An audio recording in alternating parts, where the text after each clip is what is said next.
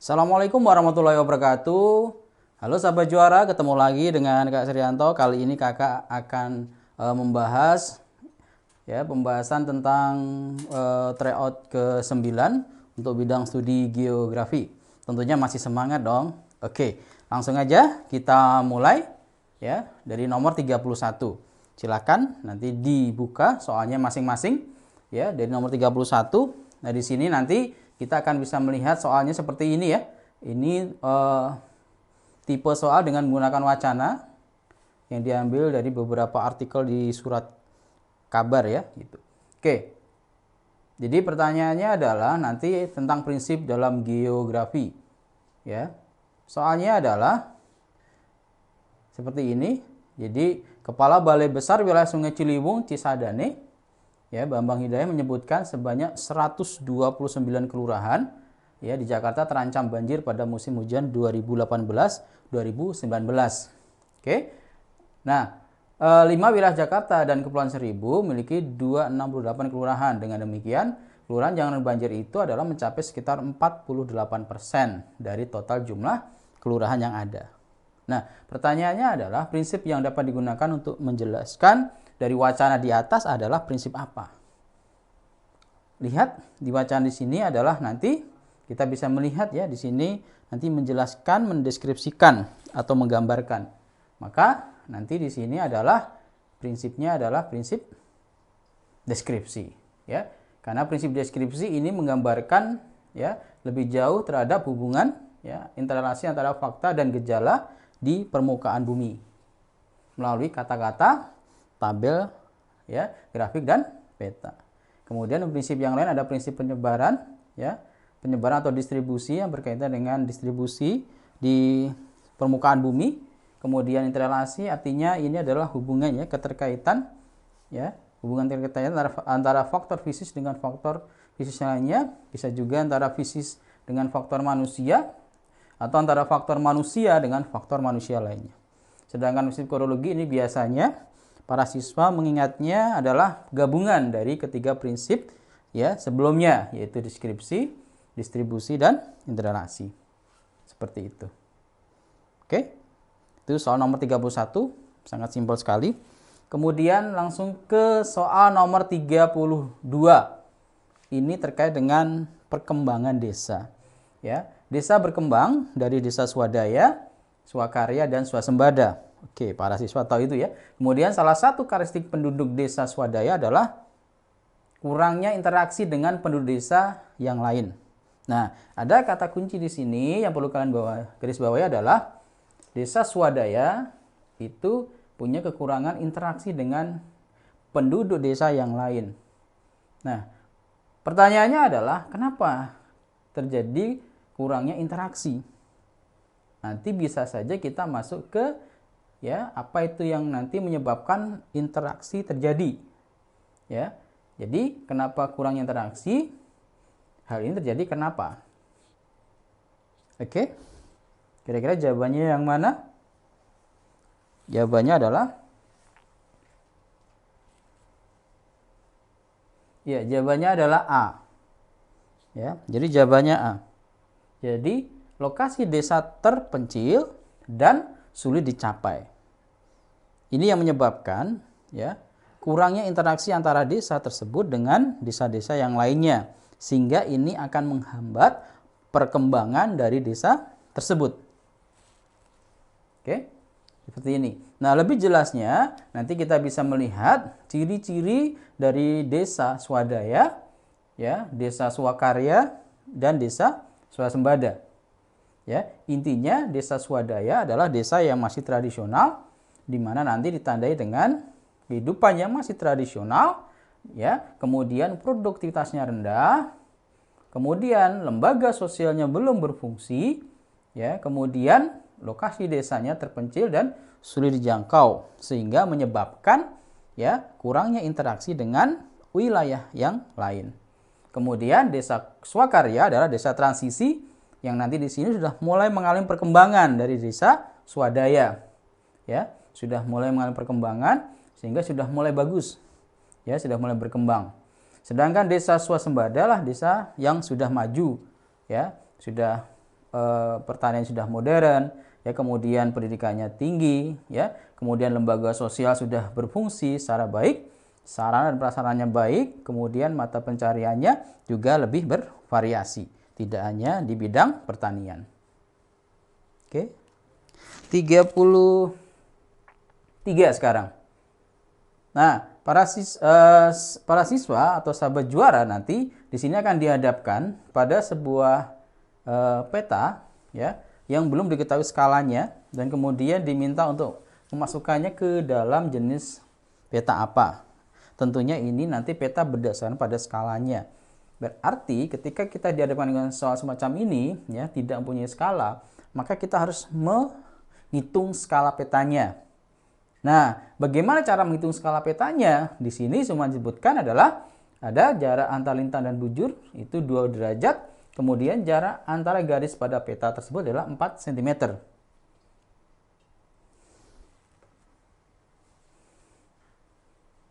Salah satu rumus untuk mencari skala peta yaitu adalah dengan membandingkan jarak di peta dengan jarak sebenarnya. Ya. Jarak di peta dengan jarak sebenarnya. Oke, jadi jarak sebenarnya ini dapat dicari dengan menggunakan selisih, ya, antara garis lintang, ya, antara garis lintang, gitu, ya. Jadi 1 derajatnya nanti itu sama dengan 110,56 km dan biasanya kita bulatkan menjadi 115 km. Maka jarak sebenarnya berapa? Ketika selisihnya 1 derajat 111 km. Ketika 2 derajat, maka selisih tersebut kemudian berarti 2 derajat dikalikan 111 km yang hasilnya adalah 222 km. Nah, padahal jarak pada peta itu adalah tadi 4 cm. Berarti kita masukkan saja. Skala itu rumusnya adalah perbandingan, ya, antara jarak pada peta dengan jarak sebenarnya. Ya, sahabat juara tinggal masukkan saja angka 4 cm tadi, ya, sebagai jarak pada peta dan 222 sebagai kilometer ini sebagai jarak di sebenarnya atau di lapangan. Oke, berarti diubah saja nanti satuannya menjadi 4 menjadi cm, ya, di sini. Ya, mendapatkan 4 cm dibandingkan dengan 22.200.000 cm. Hasilnya adalah 1:5.550.000. Nah, skala 5.550.000 ini kalau kita masukkan ke dalam klasifikasi skala geografi, skala peta itu adalah termasuk skala geografi. Itu. Oke. Paham kan? Nomor 34 berkaitan dengan lingkungan hidup, ya, dampak rusaknya lapisan ozon terhadap permukaan bumi. Sahabat juara tentunya sudah tidak asing lagi dengan lapisan ozon, ya. Lapisan ozon yang sangat berguna bagi kehidupan di muka bumi. Ketika ini rusak, maka apa yang terjadi, ya, apa dampaknya gitu. Oke. Kira-kira jawabannya apa? Nah, jawabannya adalah E. Ya, jawabannya adalah E, yaitu ketika kita lihat lapisan ozon, ya, ini beberapa karakteristik lapisan ozon, ya, tentang ozon. Ozon berada pada lapisan stratosfer pada ketinggian 25 sampai 40 km. Jadi ini ketinggiannya bervariasi dan kadang-kadang di beberapa literatur berbeda-beda, ya. Oke, kemudian berfungsi untuk menyerap radiasi gelombang pendek ultraviolet, ya, dari matahari. Jadi menyerap, ya, ketika menyerap gelombang pendek inilah yang menyebabkan lapisan ozon ini menjadi panas atau suhunya naik, ya. Makanya kita bisa melihat, ya, semakin tinggi seharusnya di lapisan atmosfer semakin turun suhunya, tetapi di lapisan stratosfer ini suhunya naik. Kenapa? Karena ozon menyerap radiasi ultraviolet. Ini bahan-bahan yang diklaim nanti dapat merusak ozon, ya. Yang dapat merusak ozon, mungkin yang paling umum kita dengar adalah CFC, ya, klorofluorokarbon, ya, yang dianggap mampu mengikat oksigen, kemudian ozon yang O3 tadi terpecah, ya, menjadi oksigen dan kemudian O-nya itu berikatan dengan CFG. Ya, jadi kerusakan pada lapisan ozon dapat mengakibatkan tidak ada yang menyerap radiasi sinar ultraviolet, ya, sehingga ini akan langsung menuju ke permukaan bumi sehingga mengakibatkan peningkatan radiasi gelombang pendek atau sinar ultraviolet ke permukaan bumi yang ini sangat berbahaya bagi kehidupan di muka bumi. Itu prinsipnya. Oke. Nomor 35 ini terkait dengan adanya daerah-daerah cadangan minyak bumi. Tentunya sahabat juara ini pernah belajar ya di kelas 11 di bab sumber daya alam tentang persebaran daerah-daerah tambang di Indonesia. Salah satunya adalah tambang minyak bumi yang banyak tersebar di Pulau Sumatera bagian timur.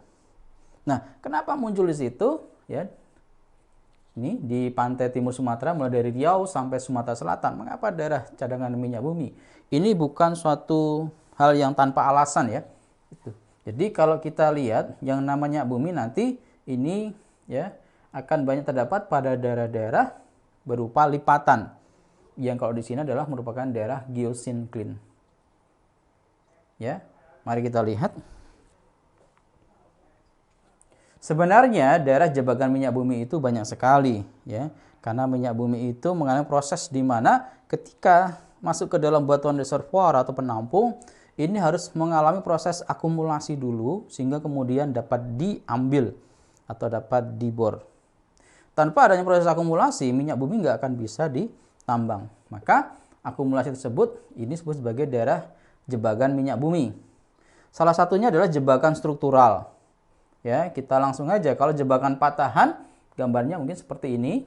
Ya, bisa dilihat di sini, di mana daerah patahan itu akan menyebabkan terakumulasinya di sini yang warna hijau. Warna hijau ini adalah merupakan adanya akumulasi dari minyak bumi. Ketika posisinya tidak ada patahan, maka minyaknya akan tersimpan ya ke dalam batuan yang sarang ini. Ya, kemudian ketika ada proses pergerakan, maka ini akan mengalami proses pengumpulan. Ya, dan tidak bisa kembali lagi ya ke batuan reservoirnya. Nah, kalau yang di sini adalah jebakan lipatan. Seperti yang kita bahas tadi, di sini adalah daerah-daerah geosinkline. Ya, jadi Sumatera bagian timur, kemudian Jawa bagian utara, itu merupakan daerah-daerah geosinkline atau daerah-daerah lipatan. Ya, daerah lipatan di mana proses lipatan itu nanti akan menyebabkan ya. Jadi batuan-batuan yang mengandung minyak itu nanti akan mengalami proses akumulasi. Jadi ketika minyak yang tersimpan di sini ya, ini kemudian akan mengalami proses akumulasi karena adanya tenaga lipatan. Jadi posisinya seperti ini, begitu ada tenaga lipatan, maka akan terjadi proses keluarnya minyak ya dari batuan di sini, ya kemudian mengumpul di sini, terjadilah proses akumulasi, ya akumulasi ini. Dan nanti kalau kita bor, nanti di sini bisa kita ambil minyaknya. Nah, biasanya gasnya itu lebih atas dari minyak ya, sifat gas yang lebih ringan maka di atas, maka gasnya dulu keluar. Maka daerah-daerah lipatan ya, jebakan antikline ya, itu biasanya merupakan daerah-daerah yang merupakan daerah yang kaya akan minyak bumi. Ya, kira-kira seperti itu. Ini untuk nomor tadi ya. Nomor 35 jawabannya adalah karena Sumatera bagian timur itu merupakan daerah geosinkline. Nah, cek lagi aja ya. Ternyata benar kan? Daerah bagian timur lah yang kemudian banyak ditemui tambang-tambang minyak bumi. Lanjut ya. Nomor 36. Dibaca dulu dengan seksama, panjang sekali, tapi berapa poin nanti kita bisa ambil untuk menjawab ya, untuk menjawab soalnya ya. Biasanya kalau wacana seperti ini sudah agak males jawabnya, bacanya ya gitu. Nah, karena soal-soal HOTS itu harusnya seperti ini. Ya, terdapat wacana yang kemudian dari wacana ini nanti kita bisa menyimpulkan ya untuk menjawab pertanyaan. Oke. Ini terkait dengan adanya gempa ya. Ya, di Halmahera ya, di Halmahera Selatan pada tanggal 14 Juli 2019. ya beberapa kasus sengaja kita angkat ke dalam soal supaya lebih real up to date ya gitu. Oke. Begini sebenarnya ya. Ketika ditanya seperti ini, berarti kita menganalisis satu persatu. Ya, satu persatu. Manakah yang kemudian pernyataan yang benar? Ya. Dari bacaannya kita kemudian bisa mengetahui ya manakah yang kemudian benar. Seperti ini nomor 36 ya. Oke. Berdasarkan wacana di atas dapat disimpulkan secara tektonik, wilayah Halmahera Selatan termasuk kawasan seismik aktif dan kompleks. Lihat di alinea pertama, ya. Jadi merupakan wilayah yang seismik aktif dan kompleks. Yang kedua, kalau kalian perhatikan gambar ini, ya, di sini ada ya sesar ya, sesar pergeseran, ya pergeseran mendatar di sini. Ini ada sesar Sorong Sula, ada sesar Sorong Maluku, dan Sorong Bacan. Nah, yang diklaim nanti sebagai pemicu gempa di Halmahera Selatan adalah sesar Sorong dari sini, kepala burung ya, gambarnya nggak kelihatan. Nanti di sini ya, ini ada sesar Sorong Bacan di sini yang diklaim ini adalah sebagai faktor pemicu gempa di Halmahera Selatan. Dan tipe pergerakannya adalah merupakan sesar ya mendatar di mana ya bagian ya sesar ini patahan di sini ini bergerak ke kiri ya, bergerak ke kiri, berarti ini adalah tipe sesar yang sinistra karena bergerak ke kiri. Lihat di sini posisinya dia bergerak ke kiri ya, jadi posisinya adalah bergerak ke kiri. Sesar Sorong Bacan merupakan percabangan atau supply ya, sesar yang melintasi dari timur membelah bagian atas kepala burung ya, dari timur pergerakannya ke sini. Nah, berarti jawabannya adalah C. Ya, C jawabannya. Kenapa? Karena di sini patahan yang mengakibatkan Halmahera Selatan rawan gempa bumi adalah mengiri atau ya sinistral ya gitu. Dan ini merupakan sesar ya, tidak terbentuk dari apa? Dari lempeng besar ataupun nanti divergensi lempeng mikro. Jadi ini adalah sesar mendatar seperti itu. Oke. Nomor 37 nanti terkait dengan adanya respons spektral suatu objek ya ketika direkam dengan menggunakan foto udara pankromatik hitam putih. Pada dasarnya setiap objek akan punya respons spektral yang berbeda ya. Jadi pantulannya akan berbeda. Terus bagaimana kita akan mengingat ini objek ini pantulannya tinggi apa rendah? Ini sedang apa kecil ya gitu. Maka kita melihat ketika objek itu nanti banyak memantulkan ya sinar atau gelombang dari matahari ya, maka dia akan berwarna cerah. Sedangkan yang nanti banyak menyerap itu nanti akan berwarna gelap. Tanah basah warnanya gelap. Kenapa? Berarti ya karena tanah basah itu banyak menyerap energi matahari. Loh, kenapa bisa seperti itu? Lihat di sini.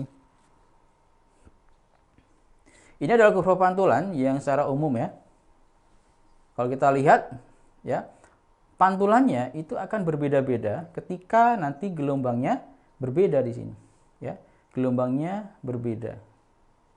Ya, jadi di sini kita bisa melihat dari 0,4 sampai 0,7 nanti di sini adalah visible, artinya adalah sinar tampak ya. Ya, sinar tampak dari biru, hijau, merah. Biru, hijau, merah seperti ini. Ya, ini agak dibuat global. Jadi kira-kira sinar tampak sampai 0,7 ya. Itu. Nanti setiap objek di sini dari soil atau tanah kering warna merah, kemudian vegetasi hijau, garis warna hijau, kemudian air jernih warnanya di sini adalah biru. Di gelombang di sini, di panjang gelombang yang pendek, air akan punya respons spektral yang tinggi dan semakin menurun ketika panjang gelombangnya semakin tinggi. Jadi kecenderungannya itu air pada gelombang pankromatik ini akan punyai istilahnya sifat menyerap energi gelombang sehingga pantulannya akan rendah. Sedangkan tanah kering, pantulannya akan semakin tinggi ketika gelombangnya semakin tinggi. Ya, sedangkan vegetasi itu akan punyai respons spektral pantulan yang tinggi itu pada saluran-saluran inframerah di sini. Lihat di sini 0,7 ya. Near infrared di sini, agak hilang tulisannya. Ini nanti ada kenaikan di sini, pantulannya berarti tinggi. Ya, gitu. Kenapa? Ya ini karena sifat dari vegetasi hijau yang punya klorofil yang ini akan mampu untuk memantulkan jadi energi ya gelombang inframerah. Jadi khusus untuk vegetasi hijau. Ketika hijaunya nggak ada klorofilnya, maka pantulannya akan rendah. Itu. Ya, oke, sehingga tanah basah berarti yang menyebabkan tanah itu berwarna gelap karena adanya air yang menyerap panjang gelombang. Seperti itu. Oke, selanjutnya nomor 38 ini terkait dengan adanya proses erosi ya. Ditanyakan di sini ada erosi percik ya. Pada suatu lahan dapat dilihat dari tandanya apa? Apa tanda ketika terjadi erosi percik? Itu kan gampangnya selama ini kan kita membahas apa itu erosi percik ya, gitu. Kemudian dampaknya apa? Ya, macam-macam erosi. It's okay ya. Nah, kita akan lihat ya manakala terjadi erosi percik itu tandanya apa. Kalau erosi alur, oh ada tandanya berupa ada alur. Nah, kalau percik, nah kira-kira seperti apa di sini ya? Kira-kira yang mana jawabannya? Oke. Ya, tepat sekali. Jawabannya D ya. D itu apa tadi? D adalah permukaan daun yang rendah terdapat partikel tanahnya. Jadi di sini adalah adanya daun-daun yang kotor ya, gitu. Daun-daun yang kotor. Di mana daun-daun yang rendah kotornya kenapa? Karena ada material tanah yang terlempar akibat pukulan dari air hujan. Nah, berarti ya kalau sahabat juara melihat ada tanda seperti itu, berarti sudah ada erosi percik. Atau biasanya kalau rumahnya itu temboknya agak dekat dengan tanah, biasanya bagian bawahnya kotor. Itu juga termasuk tanda dari erosi percik. Ya, jadi erosi yang lainnya nanti bisa dilihat sini. Ya, erosi percik atau splash erosion adalah erosi karena adanya pukulan air hujan. Ya, ditandai dengan dijumpainya sejumlah partikel tanah di permukaan daun yang rendah di bagian bawahnya biasanya. Ya, kemudian meningkat lagi ada erosi lembar atau sheet erosion. Erosi pada lapisan tanah yang paling atas. Makin kuat lagi ada erosi alur ya. Kemudian makin kuat lagi ada erosi parit, terus makin melebar, semakin dalam, kemudian ada erosi sungai atau saluran. Itu ya.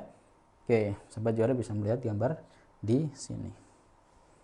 Itu ya erosi percik. Kemudian nomor 39 ini kaitannya dengan adanya pola aliran sungai. Cuman sekarang digambarkan dengan kata-kata. Biasanya kita mainnya kan dengan gambar. Nah, sekarang dengan kata-kata. Ya, biasanya kita pakai gambar kemudian berkembangnya di mana. Nah, sekarang dengan kata-kata. Kira-kira bisa nggak menerjemahkan bahasa-bahasa verbal? Kan gitu ya. Nah, di sini kata kuncinya adalah sungai induknya hampir sejajar. Jadi ada beberapa sungai induk yang hampir sejajar, kemudian anak sungainya juga hampir sejajar. Anak sungainya hampir sejajar dengan anak sungai yang lain, maksudnya gitu. Ya, sungai induknya sejajar, anak sungai juga sejajar dan bentuk sudut itu hampir 90 derajat. Ini ada kata-kata anak-anak sungainya sejajar dan sungai induknya sejajar. Ya, berarti wilayah tersebut diperkirakan berupa apa? Berarti sahabat juara harus tahu ini pola alirannya apa dulu. Kalau nggak tahu, ya biasanya nggak tahu ini wilayahnya berupa apa. Apakah lipatan, patahan, basin, puncak vulkan, ataukah dataran? Penasaran kan? Ingin tahu jawabannya? Jawabannya yang mana kan gambar aja. Ya, jawabannya adalah A. Trellis. Perhatikan di sini. Ini adalah induk sungainya, sungai-sungai induk. 1, 2, 3. Sejajar, karena ini ke sini, sejajar ya. Kemudian anak-anak sungai juga sejajar nih. Sejajar. 1, 2, 3, 4, 5. Sejajar, ini juga sejajar. Masuk ke sungai induknya. Berarti ini merupakan daerah-daerah berupa lembah lipatan. Maka daerahnya adalah merupakan daerah lipatan. Jadi jangan kejebak dengan rektanguler. Ya, kalau rektanguler ini kan nanti ya bentuk sudut 90 derajat karena adanya proses patahan. Oke, kemudian yang lainnya nanti ada sentrifugal, radial sentrifugal pada puncak vulkan, sentripetal pada daerah cekungan basin atau depresi, dendritik pada daerah dataran ya atau yang landai dengan batuan homogen, kemudian painet pada daerah dengan lereng yang curam, paralel juga seperti itu pada daerah dengan lereng yang curam dengan batuan yang homogen. Sedangkan anular ini adalah daerah pada berkembang pada daerah dom yang terkikis. Itu. Nomor 40, sek rasio sebesar 120 mengandung pengertian apa? Ya, pengertian pada setiap 100 laki-laki terdapat 120 perempuan. Benarkah itu? Berarti sahabat juara harus paham rumusnya dulu. Apa itu sek rasio? Baru kemudian bisa menjawab pernyataan ini ya. Sebab angka sek rasio dihitung pada setiap 100 laki-laki. Nomor 40 kira-kira jawabannya apa? Pernyataannya dengan alasannya ada hubungannya enggak? Nah, kalau pengen tahu bisa lihat di sini. Sahabat juara harus tahu bahwasanya sek rasio rumusnya adalah jumlah penduduk laki-laki dibagi dengan jumlah penduduk perempuan dikali 100. Artinya kalau bicara seperti ini rumus ini, maka ini adalah per 100 perempuan. Jadi ini per 100 ini.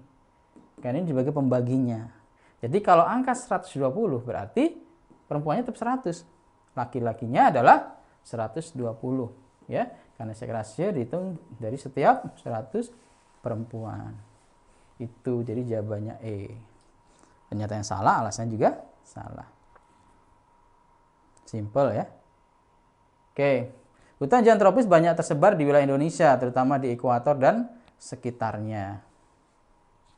Hutan hujan tropis ya, kata tropis juga sudah mengacu ya pada daerah ekuator dan sekitarnya. Tapi kira-kira nanti jawabannya apa? Curah hujan yang tinggi mendukung tumbuhnya tanaman yang besar. Oke, ya semakin ke daerah dengan curah hujan yang rendah, tanaman akan didominasi oleh belukar dan padang rumput. Kita lihat. Betul sekali ya, pernyataannya benar. Hutan hujan tropis banyak tersebar di Indonesia, terutama di ekuator dan sekitarnya. Kenapa? Ini karena suhu yang tinggi dan curah hujan yang tinggi.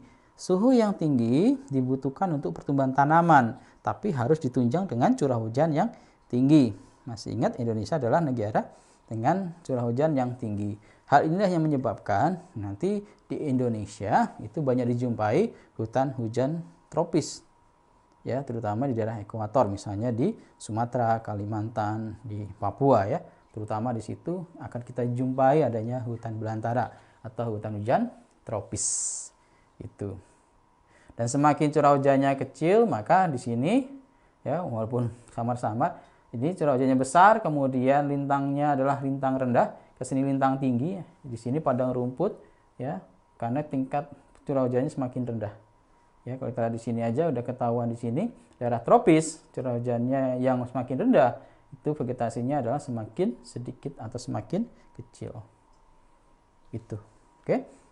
Contohnya misalnya di Nusa Tenggara ya gitu, di daerah tropis tapi curah hujannya kecil sehingga yang ada adalah panoramanya itu adalah sabana. Oke. Nomor 42, masih ingat waktu kita membahas TH1 tumpang sari? Ya, masih ingat? Oke.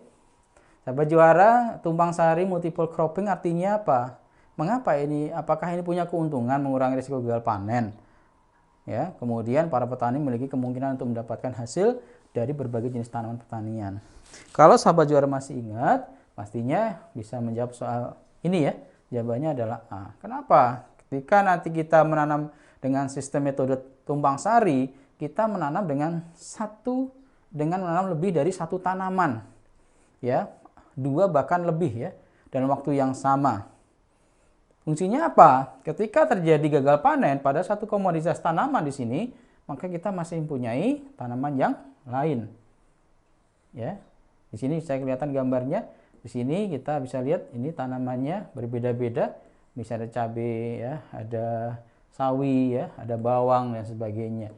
Ini nanti memungkinkan petani akan mempunyai kemampuan ketahanan pangan ya. Ketika nanti ada salah satu yang gagal panen, hasilnya kurang, maka masih bisa ditopang oleh hasil dari tanaman yang lain. Ya, itu. Jadi keuntungannya banyak sekali ya. Selain mengurangi resiko gagal panen, sistem tumpang sari juga dapat mengurangi erosi tanah. Terbukti dengan adanya beberapa tanaman yang ini mampu menutup lahan ya dengan lebih luas. Ya, kemudian pemanfaatan lahan kosong di sela-sela pokok tanaman, peningkatan produksi total persatuan luas, menyuburkan dan memperbaiki struktur tanah, dan dapat juga memperbaiki tata air dalam tanah-tanah pada lahan yang dilakukan bercocok tanam itu. Oke ya, seperti itu. Jadi ini tumpang sari. Selanjutnya, nomor 43, negara berkembang merupakan target pasar potensial bagi negara maju. Ya, karena negara berkembang punya ciri apa? Maksudnya ini adalah negara berkembang itu punya ciri apa? Ya, gitu ya. Kenapa kok dia jadi suatu target pasar? Ya, karena budaya negara berkembang yang selalu melihat ya meniru dari negara-negara maju, ya, brandednya ikuti negara-negara maju ya, gitu. Yang jelas negara berkembang ya pendapatannya dikatakan tidak terlalu besar. Kemudian ya ekspornya tidak terlalu besar. Yang jelas 2 dan 4 ini yang memungkinkan. Sehingga ketika pasarnya terbentuk, karena mereka negara-negara berkembang biasanya pola hidupnya konsumtif. Ya, memikirkan sesuatu yang konsumtif ya. Kemudian jumlah ordernya besar. Ini merupakan satu target pasar. Karena dari sini ya sahabat juara bisa melihat ciri negara berkembang ini nanti adalah dapat dilihat sini. Ketika produktivitasnya rendah, maka yang dihasilkan barangnya juga relatif sedikit, sehingga nanti banyak tergantung dengan negara-negara maju, ya, itu. Tingkat pertumbuhan yang tinggi menyebabkan produk-produk yang dihasilkan negara berkembang tidak mampu mencukupi kebutuhannya sendiri, sehingga harus diimpor ya dari negara-negara maju. Dan ini merupakan satu target pasar, itu, ya, oke.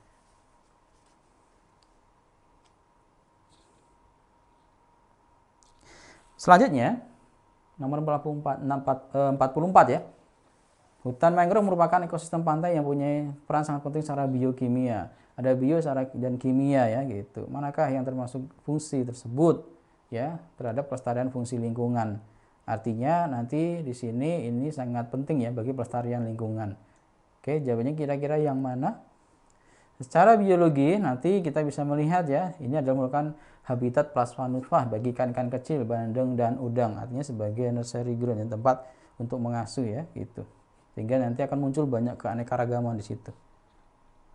Ya, kemudian penyerap zat karbon dari atmosfer, hutan mangrove itu mampu menyerap karbon dioksida, ini sebagai suatu peran secara kimia ya. Kemudian ekosistem bagi sekelompok fauna, ini juga peran secara biologi. Sedangkan penghasil kayu bakar ini justru akan merusak lingkungan hutan mangrove. Oke. Jadi jawabannya adalah A, 1, 2, dan 3. Lanjut.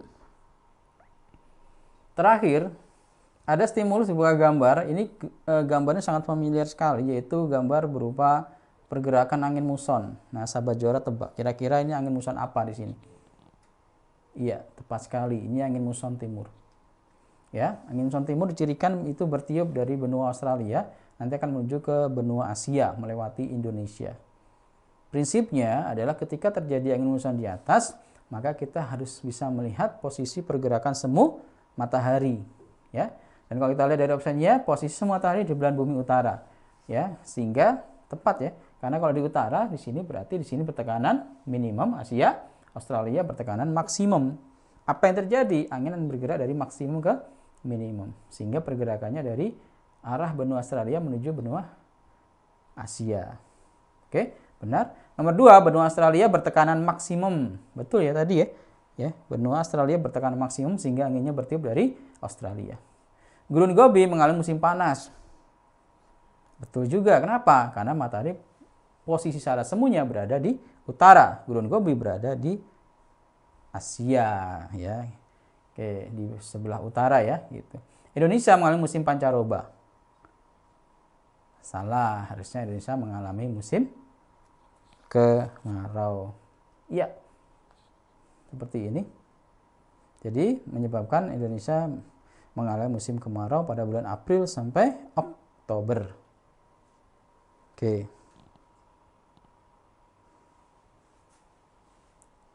Semoga penjelasan singkat ini cukup berikan gambaran terhadap tryout yang ke-9 ya.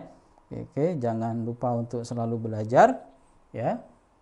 Sekian dulu pembahasan tryout ke-9. Assalamualaikum warahmatullahi wabarakatuh. Salam juara.